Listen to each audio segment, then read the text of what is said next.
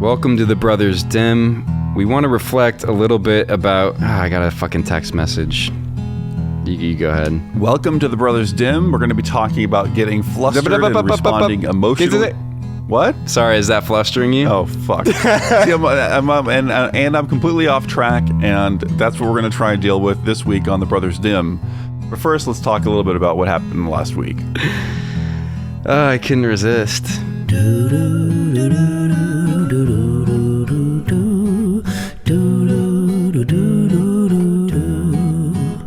So officially, there's 11 cases where the government says, we don't know what this is. Like, they've officially seen something, it's a UFO or something. There's no evidence it's an alien, but there's no evidence that it's anything else. I'm assuming this doesn't change your mind about anything. Yeah, I felt bad about last episode, or after I listened to it. I sounded defensive, and I made the same point 5 or 6 times, like, hey, I don't believe in this stuff. And I was annoyed with myself. If we redid that episode, I would say, you know, I don't really like to spend time talking about this stuff, but I would have entertained the idea and said, all right, let's pretend this is real and there's, you know, some decent evidence. And I would have entertained the idea a little bit more. Well, we'll get critical about ourselves coming up, but just with this one fact where the government's saying, all right, it's something, we don't know what it is, that alone, how do you feel about that? It warms the pot a little bit, you know, enough to stir around for a sec. I'll admit I'm still not too changed by it. I've gone from 10% chance to 15% chance that there's something crazy going on. And I'm going to say you're at like a 1%, maybe less than 1% chance that there's something weird. Yeah, you nailed it. And what about this? All right. It's now a mainstream, and they have whole episodes about this. And something about that made me kind of slither back even more, because if it's on TV for the masses, I don't know. I more believe something that's a fringe thing on the internet that's harder to find. And now that they're making a ton of money off of it. Yeah, did you know this? Well, no, I mean, I know that like lots of mainstream news outlets are picking it up, like New York Times and different places have talked about it. But why does that make you believe it less? You just don't trust these institutions? Well, I don't trust a lot of the mainstream news. I think it's biased or what have you. But also, if it is a military thing or something that they've been hiding from us, I feel that they wouldn't allow it to be leaked to the regular mainstream outlets, which is what it seems like. Yeah. Yeah, if it comes through the mainstream channels, then they vetted it. It could be intentionally misleading, right? Like they wouldn't tell us the truth necessarily. Exactly. Like they vetted it and it's okay, and this is going to be entertaining and sell some whatever advertising space, but it's okay. You know, if it was not okay, it would be more taboo. It would probably be like similar to the lab leak. It's like that was not okay. That was not vetted. So it was denied for a while until recently, where it's more hard to deny.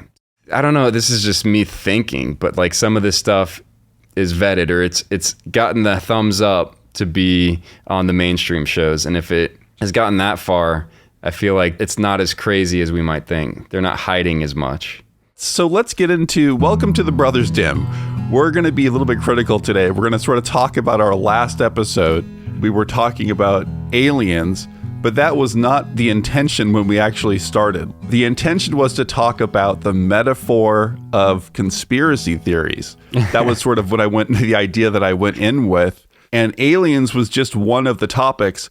But when we sort of got into it, we both kind of went off track, and we just kept repeating ourselves and not making any good points. I completely lost the thread of the whole metaphor of conspiracy theories. We never even got into that.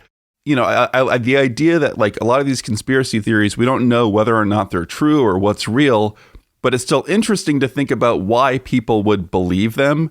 Like, what does that tell us about our psychology? If you believe in aliens, like, what is that feeling? We barely got into that. We sort of got into, well, whether or not it's real or not. And then it just became this bullshit argument back and forth where neither of us said anything interesting. I have to apologize because I'm definitely to blame for that to a good degree, because, I mean, like you said, I was making the same point of basically, hey, I don't waste time with that. I don't believe it, over and over again. I was being defensive when I try to work on that. Look, I respect you. I respect your opinion. So even if we weren't recording this, I can make my point and say, well, that's not really something I believe. Fine, that's fair. But then why couldn't I move on and say, well, I've said what I believe. It's out there. You know it. We basically started the conversation. We both said our points immediately and then just repeated them for 40 minutes. Like, we ended up in the same place where we started.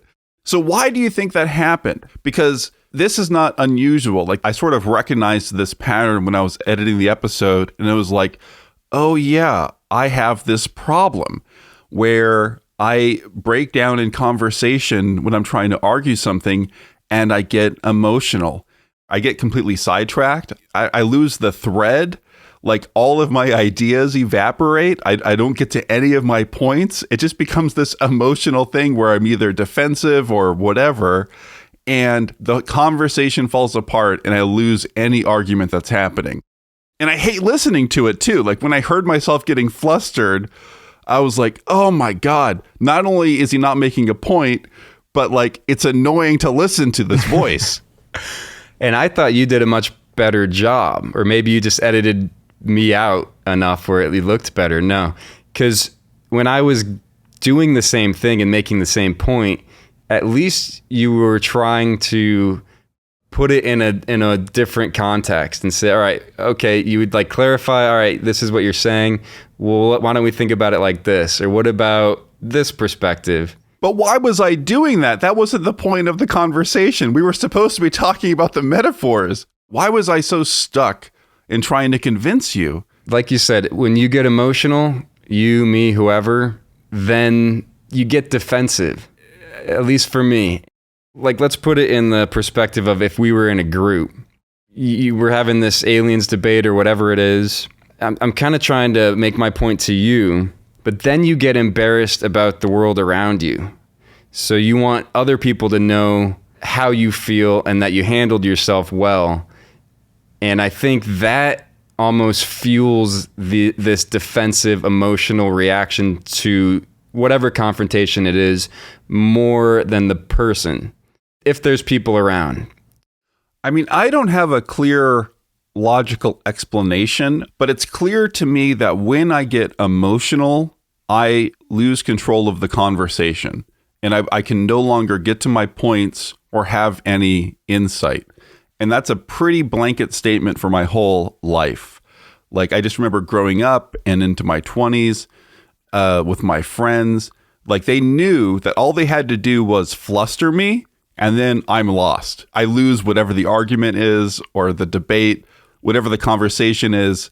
I become just annoying. That's my whole life. Like, and I'm constantly, like, ever since trying to do a podcast, years and years ago, it became very obvious to me, like, I'm much easier to listen to when I'm calm and I'm actually using my mind, but I just lose control of my mind so easily. Like, I just get emotional and it just wrecks me. That's exactly it. And that was a mild version because I really was trying. I mean, I was doing it to a degree just on accident of being defensive and probably, riling you up a little bit. But when people do that as a tactic, and that's what a lot of people do, they know that if they make you emotional, if they know your weaknesses and say, oh, you need to lose weight or whatever you're insecure about, whatever they're doing so that they can win this argument. And it works. For sure it works. So there's a lot of people out there that are like this. They kind of put you into fight or flight mode. So you either fucking attack them back and say some shit that you normally wouldn't or probably don't want to because they're just getting to you, or you want to run away or give them what they want. So fight or flight mode was supposed to be if you see a monster or a snake or something, oh my God, you better get out of there or fight it. That's the caveman version of it. But now we don't have monsters really. So to me, it's kind of adapted into people just use it psychologically, and they can put you into your reptilian brain and rile you up, and it just gives them the upper hand because everybody, you, me, are probably maybe more sensitive to it, but it's a tactic that works, and human nature is if it works and I'm getting what I want, I'm going to keep doing it. I mean, we got flustered. We probably weren't even doing it to each other. I don't think we were purposefully doing it. But when I talk to people that are doing it and they're pros at it, it's just so hard not to be emotional and react instead of, like you said, trying to respond calmly. Yeah, man, I have no defense against it. Like, if someone comes at me with that tactic, I have not come up with any tools, or I just don't have any way to respond well. Like, this has been a real challenge in my life. What do you do? Like, how do you handle it when these people come at you? I get it, yes, severely, because I'm a property manager. So people will call me so upset, and they do this to like a severe degree.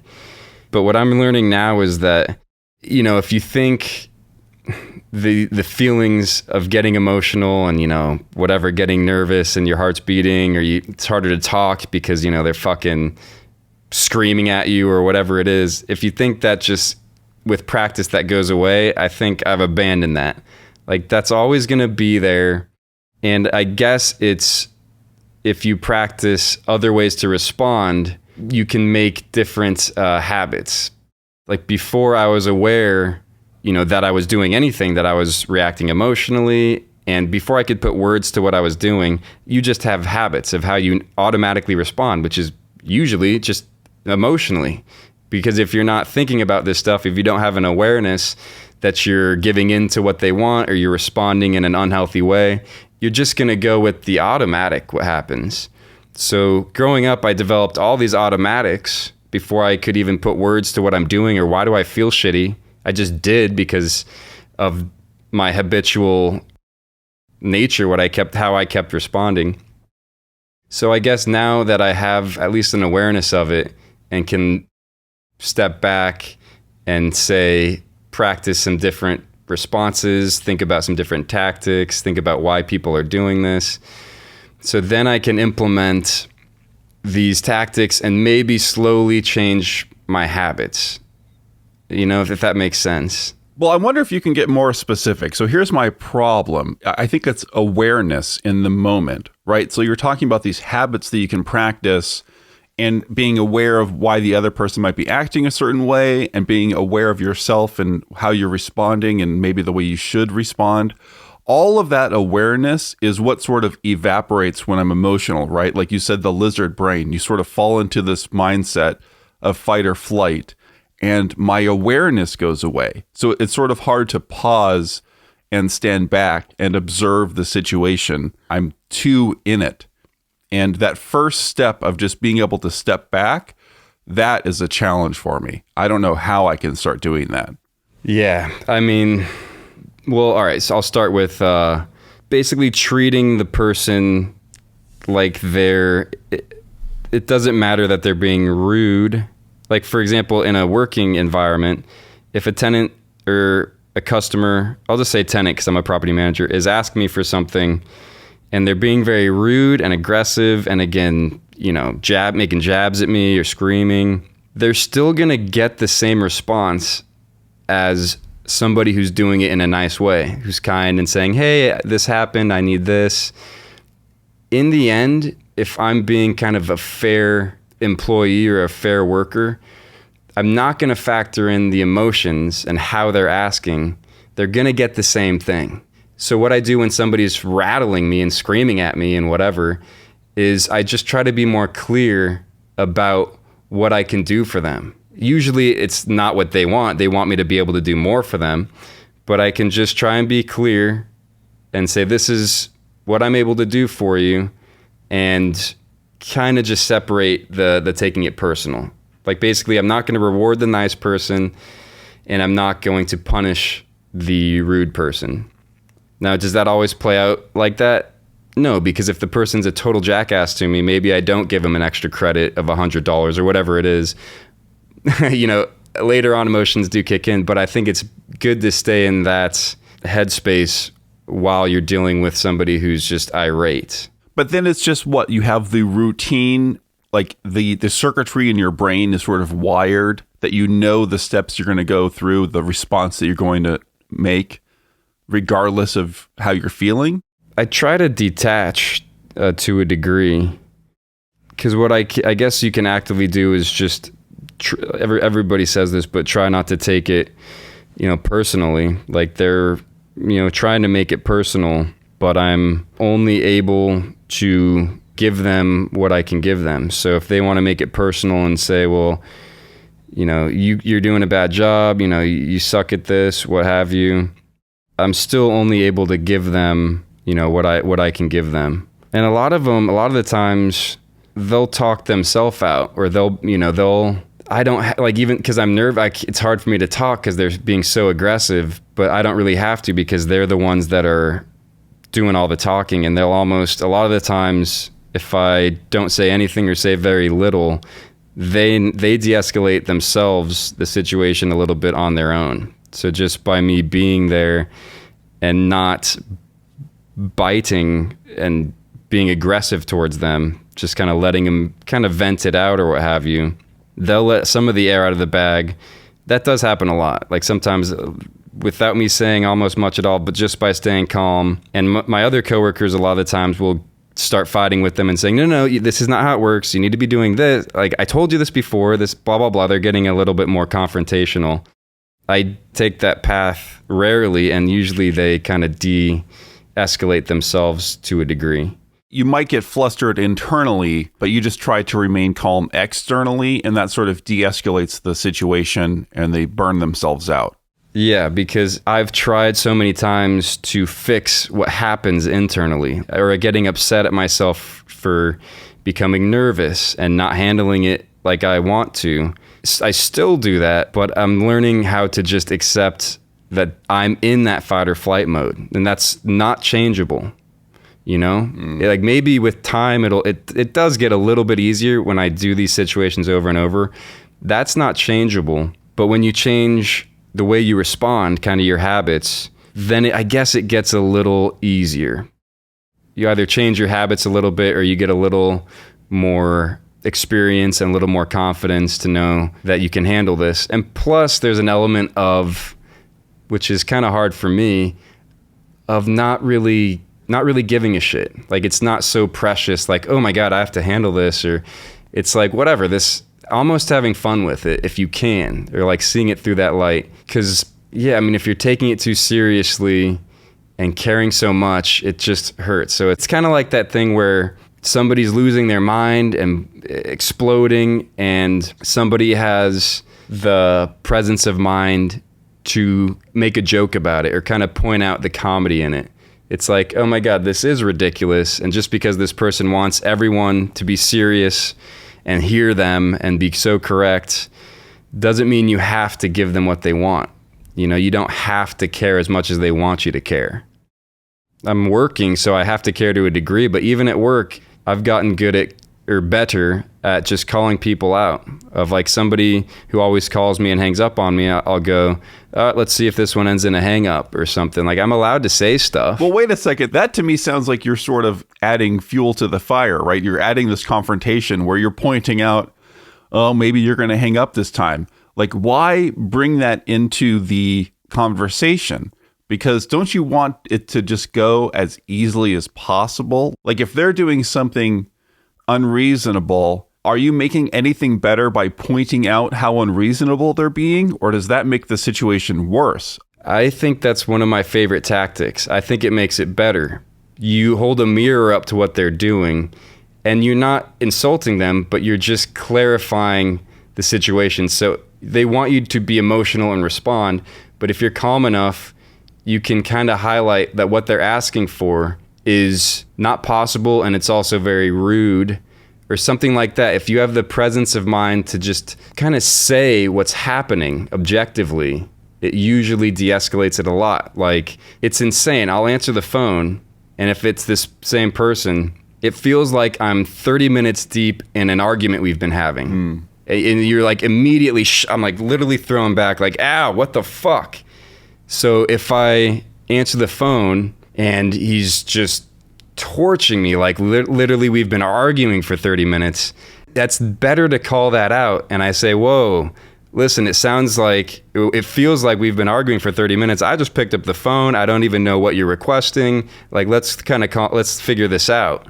That usually does de-escalate. You kind of hold the mirror up to what that person's doing. They just need to see it. I think there's a fine line there, right? I think it's sometimes hard to tell when you are objectively holding up a mirror or when you're pointing out the flaws in the other person or the mistakes they're making. Because I think even if you're pointing out their flaws objectively, you can take that personally, and that makes the situation more emotional, and then they lose control even more. I haven't had that experience, and I don't usually do it in a way that I don't think can be construed as I'm just making a jab at them.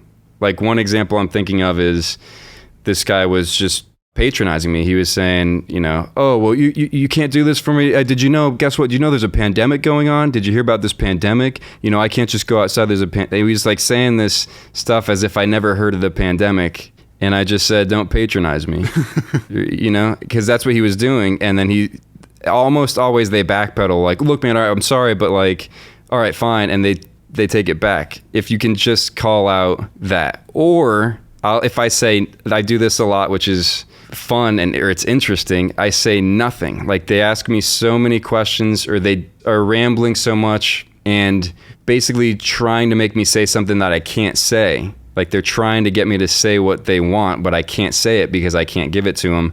And I don't say anything and I'll count to like 10 where they've just said all this stuff and I don't say a word. And it's like painful because you're like, oh, this is the most awkward long pause ever. But it works almost every time, where then they go, all right, well, what about this? Like, they kind of counter themselves because they know I can't give them the response that they want. Well, I want to go back to, so the other tactic that makes sense to me is knowing like what you're responsible for in your job. Let's say you sort of know the rules, what's supposed to happen. So regardless of how upset the other person is, this is the way this has to go down. You can sort of run a routine. But what about when you're doing something that requires creative thought, right? It's not a routine. It's something that you have to solve some kind of novel problem. Right. So like, I would relate this back to the podcast. Like, if I get flustered, I'm not having any creative insight anymore. And I can't just do the podcast by going down a routine of saying a bunch of things I know I'm supposed to say because, we talk about how we don't have bricks in our head. Like, I don't have my thoughts clearly laid out. I sort of have to wander through the fog to find them. But once I get flustered, I'm not able to sort of wander through the fog and be present to insight. I guess slowing down could help that, because a lot of the situations I don't have a definitive answer. So I can't just go through the protocol or what have you. It's still something I have to figure out. Man, slowing down, I think that's a key for me. I think I need to slow down. Like, during the last podcast, I think when I was the most annoying, I was talking at a mile a minute. Like, I would get so flustered. I would be talking so quickly that I would try to get to my next point and talk about my next thing. And I'm just running down trying to get to my point.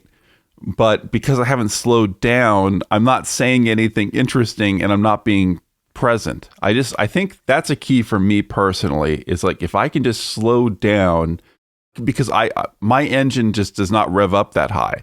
I just get overwhelmed so quickly. So once I'm trying to figure out a bunch of stuff very quickly or say a bunch of stuff very quickly, I immediately go off the rails and nothing productive gets done.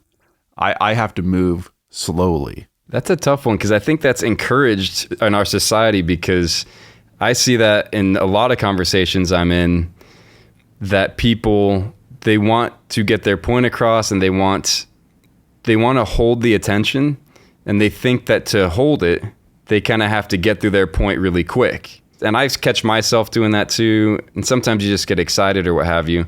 But a lot of the times I just see, I'll be like in a group conversation and people are like you said, it's like they're speed reading. They're like, oh my God, this, and then what is this? And I'm like, whoa, fuck.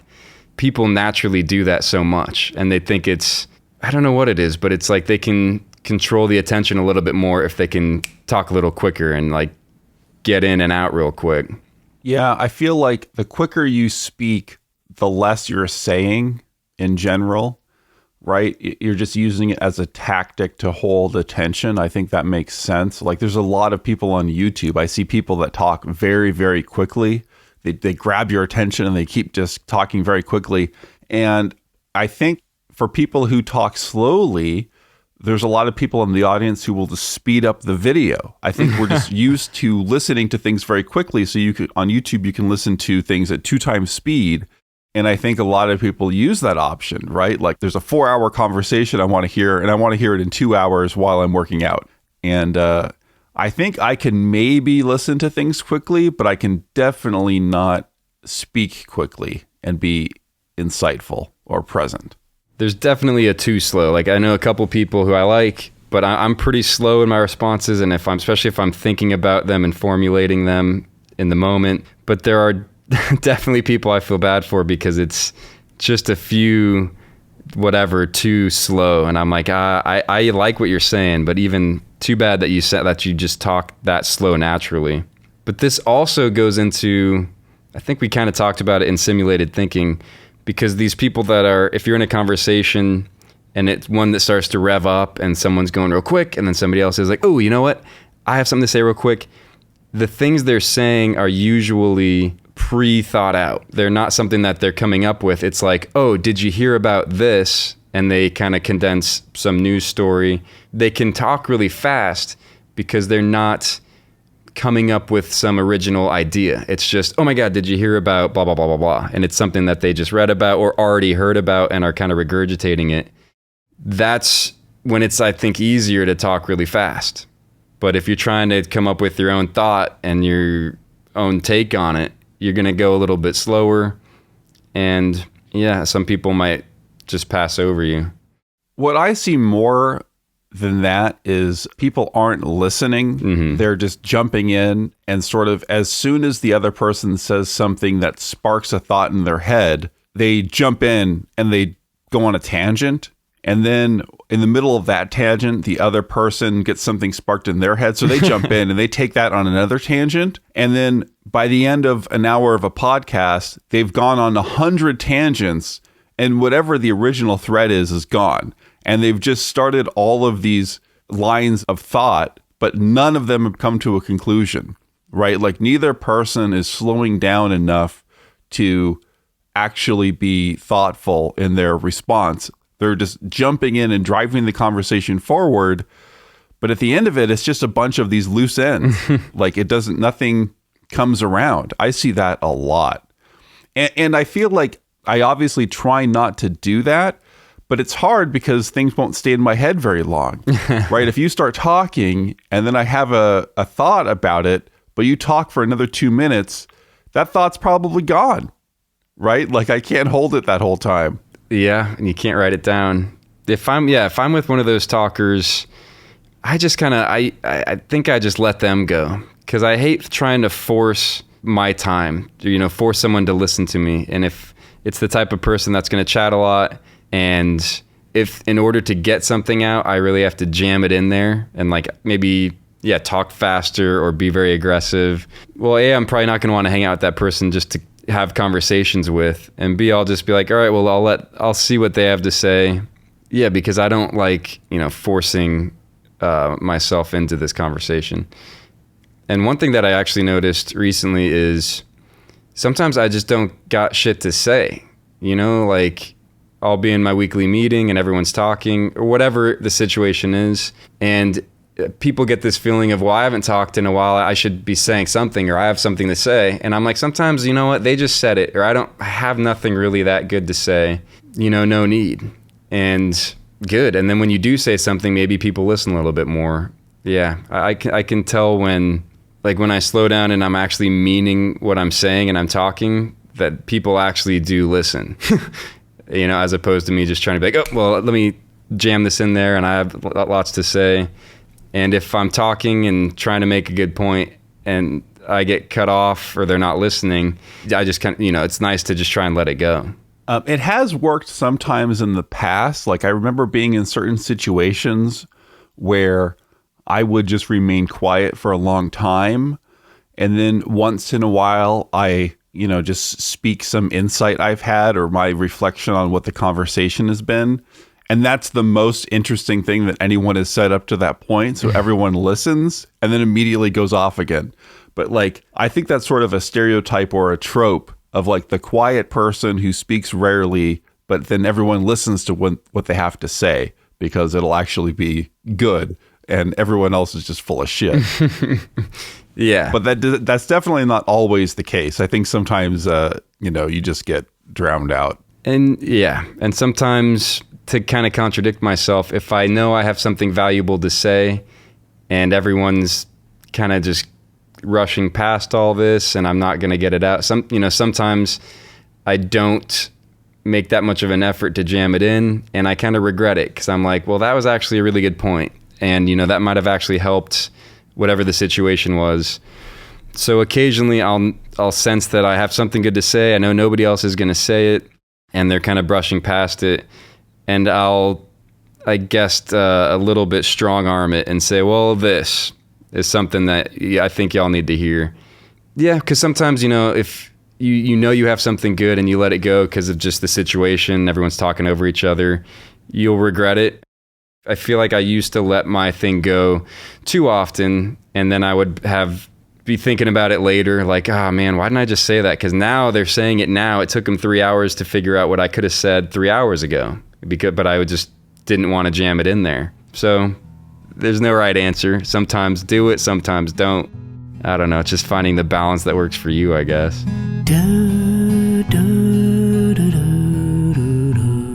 One place this comes up for me, and this is really tricky, is criticizing art or critiquing a creative project that somebody does.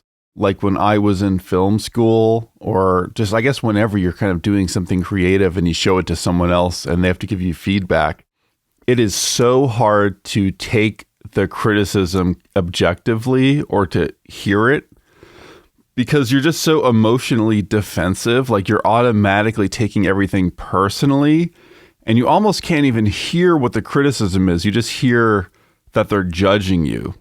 Have you experienced this? For sure. All the time. I think it benefits you more if you're able to kind of drop your defenses down and just take it and let it sink in before you reject it.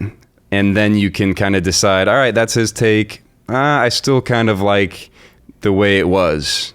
But I find that just really difficult. I have this initial emotional response, right? The rejection is sort of an emotional rejection.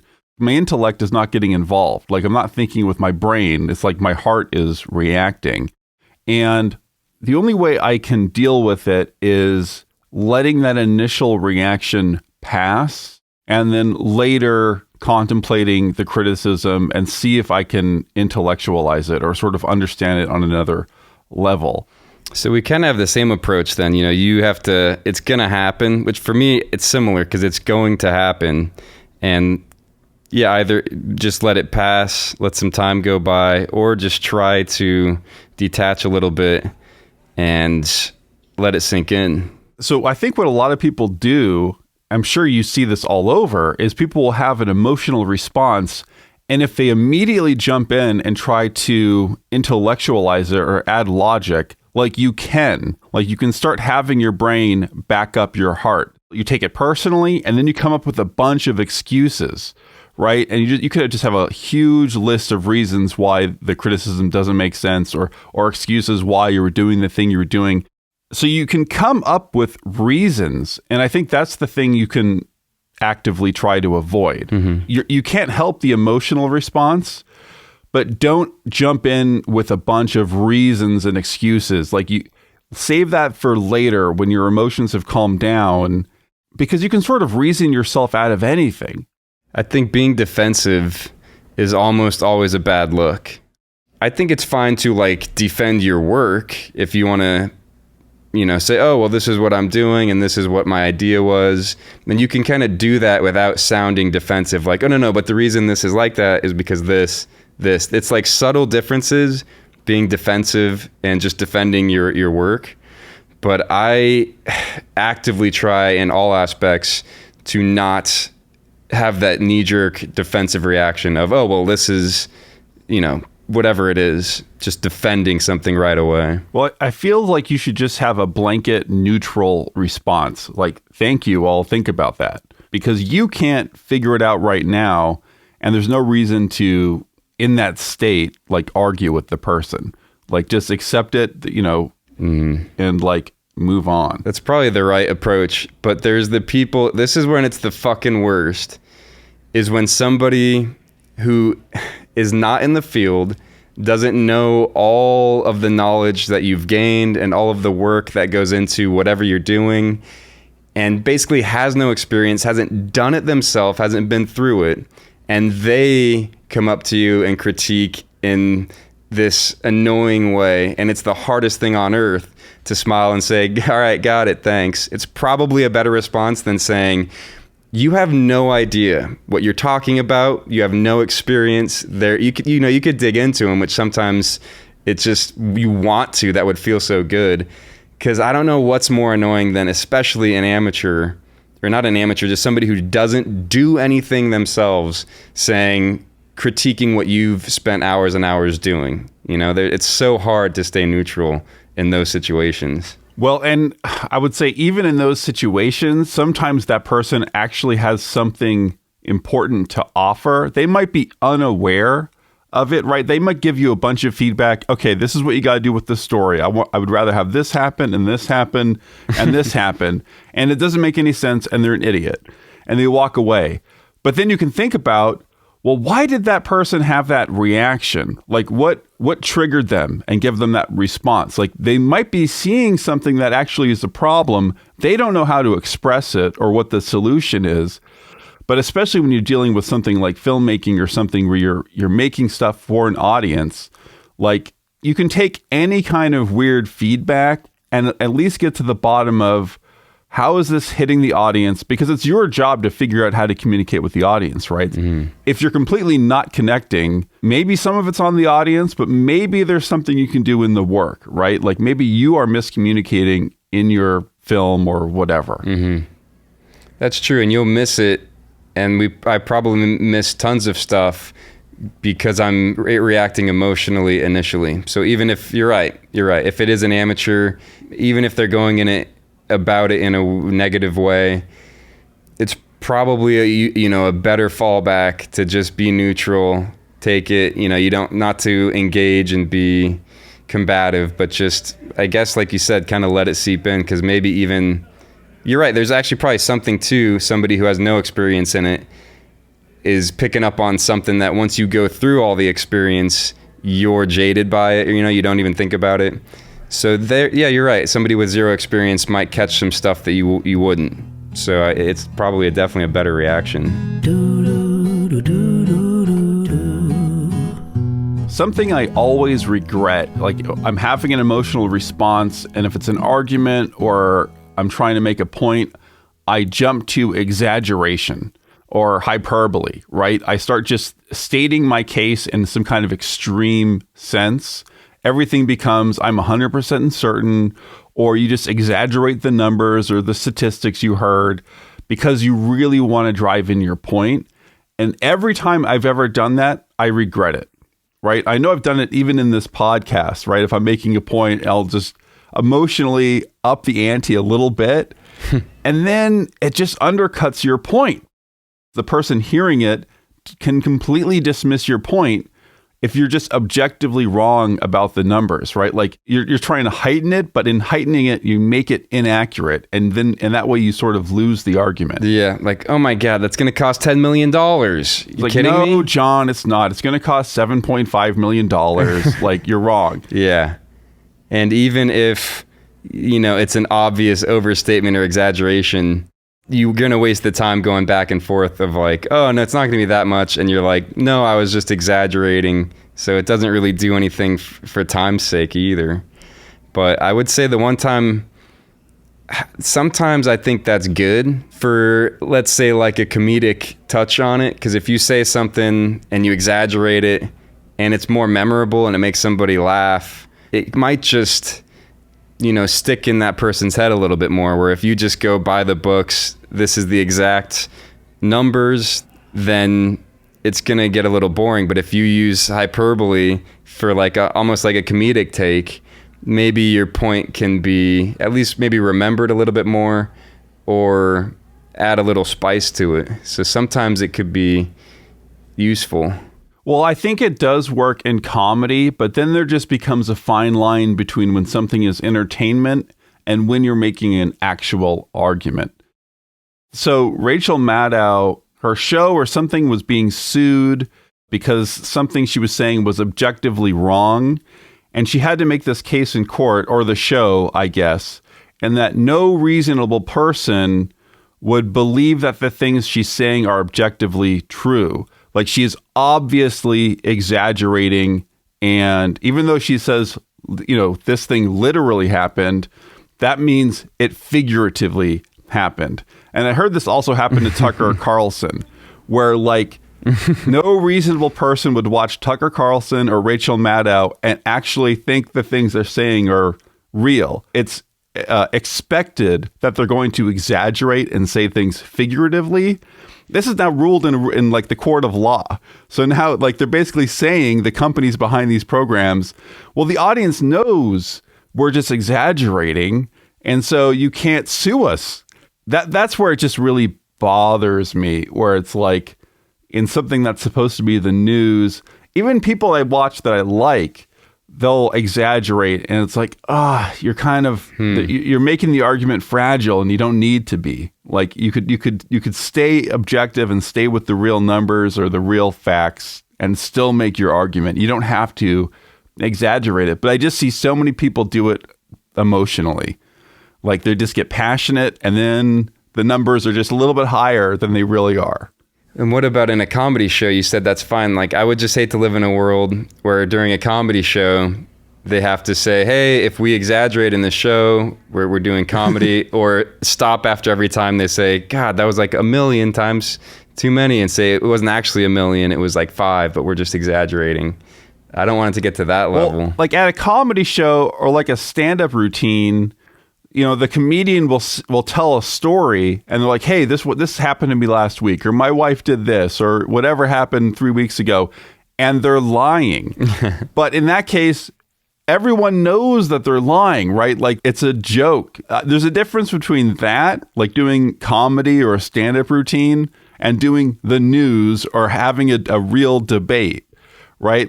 I just see that as a very clear line where you can bullshit for comedic effect, but I don't want you to bullshit when you're actually speaking about reality. But even in these news ones, some of my favorites, they're news based, but they're also entertainment. And most of the time it's insanely obvious when they're exaggerating to make a point. And sometimes I think it's kind of funny. It adds a little entertainment value. I haven't really seen any where it wouldn't be very obvious that this is an exaggeration to make a point. Like I said earlier, I'll remember it better if they use some weird exaggeration or analogy or something. So I guess I don't mind it unless it's vague, which I haven't seen too much of, where I don't obviously get what they're doing. I think it's vague very often. I imagine that some of the things that you've taken seriously will be misleading. If we knew the reality of what happened, whatever news program you're watching or whatever entertainment news you're watching, I'm just working under the assumption that there's some bullshit in there that no, you're not able to detect. I wouldn't be able to detect it. And because they're playing this game, well, sometimes you should know that we're full of shit. Then it becomes this excuse, right? It's well, when they do feed you bullshit, you're supposed to just have a bullshit detector, and it's the audience's responsibility to detect when bullshit is happening. I really don't want it anywhere in the news. I think that's one of the main problems we have, is that this entertainment news, these people that get really passionate, they're displaying a lot of emotions. I understand why we would want to watch that, because we want to get worked up about the same stuff they're getting worked up about, but it's pushing everyone farther away from objective reality, right? It's just stoking the flames and sort of making everyone upset. I don't know. I'm trying to avoid that type of thing. You can do whatever you want, but I think it might be a problem.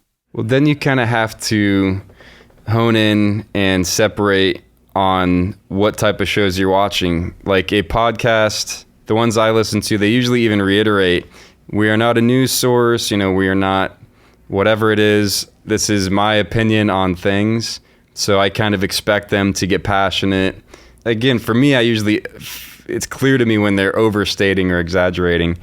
But then if you're watching just the news, they're like, CNN or Fox News show, News Hour, they shouldn't be doing it then. And then you get into like Rachel Maddow, who I don't watch, or like say Trevor Noah or someone that's a news/comedy show, then you can kind of expect it there. Well, I guess I'm kind of contradicting myself now because I do watch comedians who react to the news and they're obviously exaggerating. I just think there's a fuzzy line here between this entertainment news. I don't know how to draw this line, but I do recognize that sometimes we can see that they're clearly exaggerating for comedic effect. And then on the totally other side is just like completely objective, neutral tone where you're just saying facts. And then there's a lot of space in the middle where it's like entertainment news, where they put some emotion behind it. And some of what so they're injecting some bullshit into there where they're exaggerating and they're getting emotional. And I don't like leaving that up to the audience, but I don't know where to draw that line. So, yeah, I don't know what to do about this, but I think it's a serious problem. And just if you look at the psyche of society and like the way people's minds are crumbling, I think this is one of the reasons. That's super interesting. I've never thought about this. And I think a big reason is how much platforms and the news has changed in the last, let's say, 20, 30 years, or definitely since the internet, where it used to be you would watch the news and it's just cold, hard facts, basically logical news, or you would buy a newspaper and that's just meant to be journalism news. But apparently that doesn't get ratings. At least that's the excuse. Well, that's another problem. I was not really thinking about that, but yeah, now it's like clickbait and there's bias, and because they're trying to make money and get ratings, that's a whole nother problem. I was also just looking at the fact of the different mediums, because now there's podcasts and now there's in-between comedy news shows like Jon Stewart and Trevor Noah and all those ones. And there's still, you can go to see whatever and watch just the news. But there's just so many more different platforms and mediums where if you want to draw lines and, put boxes around them and say, okay, well, these ones are half news and half they're joking around. This is just the news. It's definitely more complicated. And if you're not smart and thinking about it like you are, you might just say, if somebody's telling me something, I'm guessing that's the news and it should all be true. So it's definitely more complicated. Like the news now has so much competition.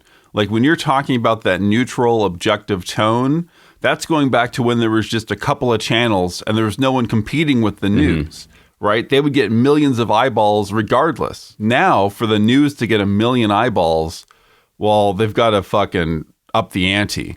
And that's a problem. Is 1 million hyperbolic, or is that like your actual number? What do you think the numbers are for like network news shows? I don't actually know, but it might be less than 1 million. I don't know. I don't know how many what ratings they get. I mean, I was joking, but that's such a good point because the news, exactly, they had to compete with one other news channel. Now, if they're competing with YouTube, podcasters, every other channel, your phone. So sadly, if it was how it used to be, just kind of the stone cold facts, they would have no money. Maybe they'd go out of business. I don't know. Like they are in a weird spot where they shouldn't be doing this, but they have to compete with these high energy, ridiculous, way more entertaining shows. So it's kind of it's a loaded problem, I guess. Well, another reason it's so weird is, doesn't it seem like there's an appetite for that? Don't you get the sense that a lot of people are missing that neutral, objective tone? Like if there was just one mainstream broadcast news show that wasn't full of shit, I don't think I'm being hyperbolic or exaggerating when I say all of the news shows on TV are full of shit all of the time. Like, I don't know how much of an exaggeration that is. If there was just one that wasn't full of shit, but it also wasn't exciting, it was kind of boring, wouldn't there be an audience for that? There's so much really emotional bullshit and really exciting and all, there's so much of that, that if there was just one that was more based in reality and more objective, there would be a huge audience. Or am I wrong? It's kind of goes back to what we were saying about being defensive, because I feel like it's so polarized. You're not wrong. I mean, they're at least so much more biased, every news network now. But I feel like because of how polarized we are and how kind of ridiculously deep down there's each selective wormhole that these news outlets or whatever have gone, you spend a lot of time kind of being defensive or defending yourself or just pointing out how ridiculous the other side is. It's so polarized that it would kind of be a harder task to stay neutral. Just some stuff is so ridiculous, it's hard not to call it out. Just in the act of calling it out, like, look at what's happening here, it just seems more, I guess, contentious because of how deep people in their own worlds and their own biases. I feel like this gets really complicated when you say that, because we live in this world now where the different sides of the political spectrum, they're seeing different realities. And so if a news show is reporting on a reality, then one of the political sides is going to take deep offense to that because reality hurts them. And also, who's the judge of reality? I don't know. This gets too complicated. You're right. I'm just wishing for something that maybe will never exist again. And maybe it never existed in the first place. Who knows? I think it did. I think you're right. They would get pulled into the fight. The reality is so split. Like, there's so many different real realities now. But would you, so if you did have your dream come true, so to speak, would you be bored kind of watching a news show that just, I don't even know how it would look anymore. Maybe that's how jaded or different it is. That just said facts, because everything is not in reality. It might be that I would find that boring when I was younger, when there was a lot of boring content out there. But now where I'm just bombarded by all this exciting entertainment and all these bullshit from all angles and everything is just explosive, I have an appetite for something boring. It couldn't hold my attention for 3 hours, right? But if there was a half an hour of real news every day, I could sit through that. Well, maybe if people share your appetite for something boring, this podcast can, satiate them. Maybe we're filling the void here. Maybe this is so boring. We are definitely not. All right.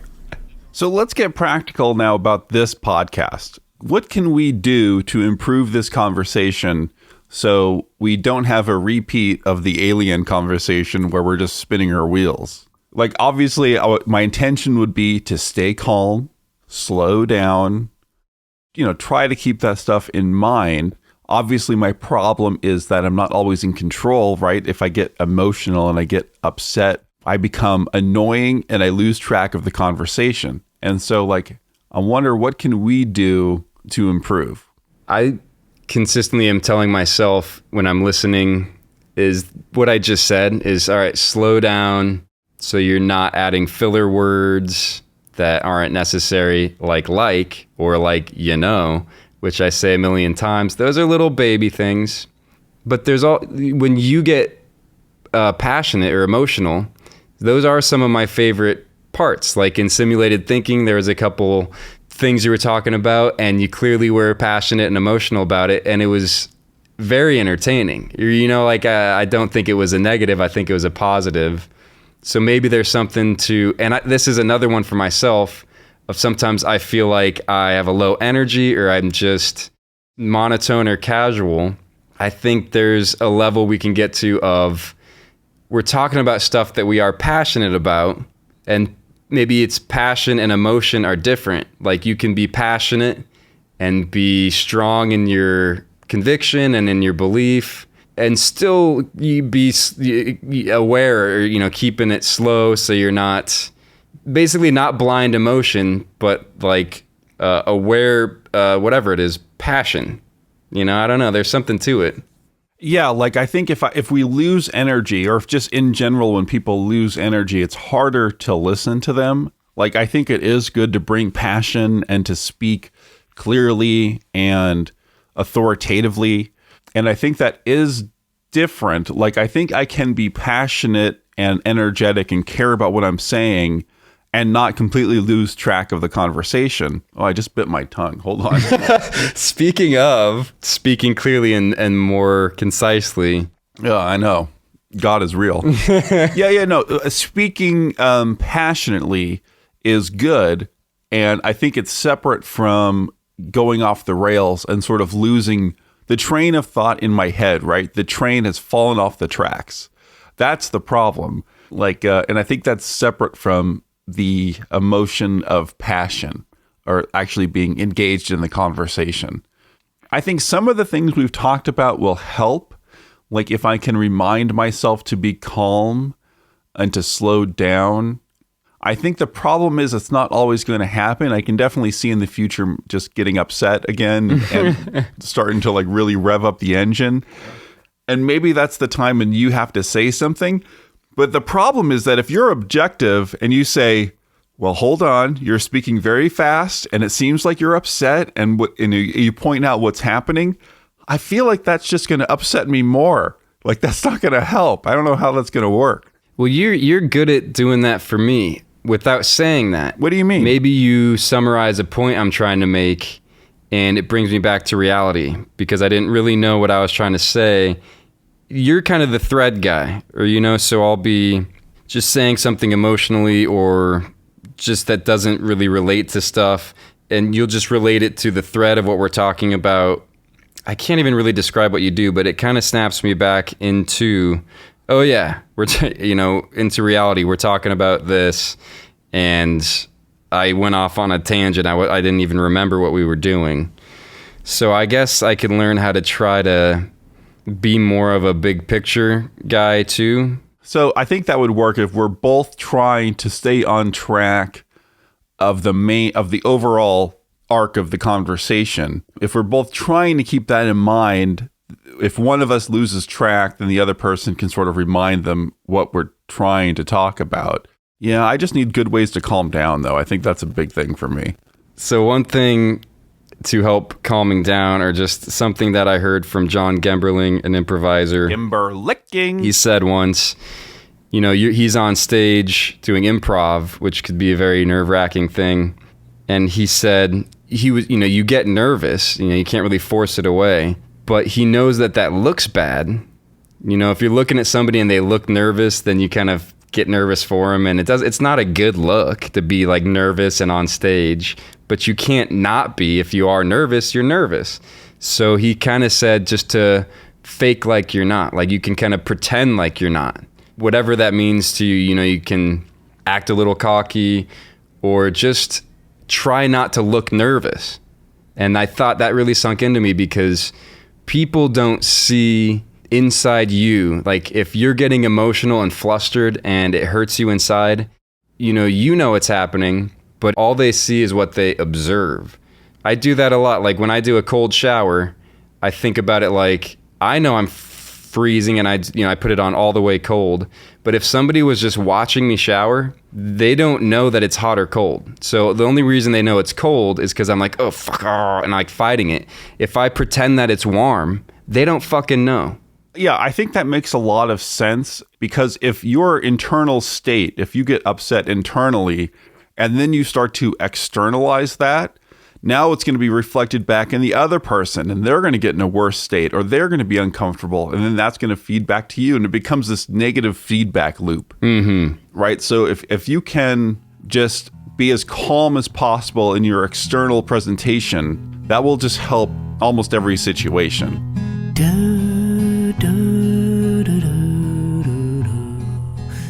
All right, well, thanks for listening. We got to end it. So sorry if we're not giving you... Don't apologize. No one's listening that doesn't want to listen. And also, no one's listening. That's a great point. And you can hear us on basically all streaming platforms. Apple, Google. Well, why do people put that in their podcast? Yeah, why point. Are you advertising the other? Because if someone's listening to this, then they already have it, right? How the fuck would they hear this without, oh, this is a podcast on Apple? Like what situation is that? Why do people always say, hey, this podcast is available here? You're right. That's only, I guess, to solicit people basically off the street. Or if you tell a friend, I do this podcast, like, great, where can I listen to it? Anywhere. Apple, Google, whatever. So I guess you're right. It makes no sense to say it in the podcast here. They already found it. All right. Well, thanks for listening. See you guys, or we'll talk again next week. And we're on all streaming platforms: Apple, Google,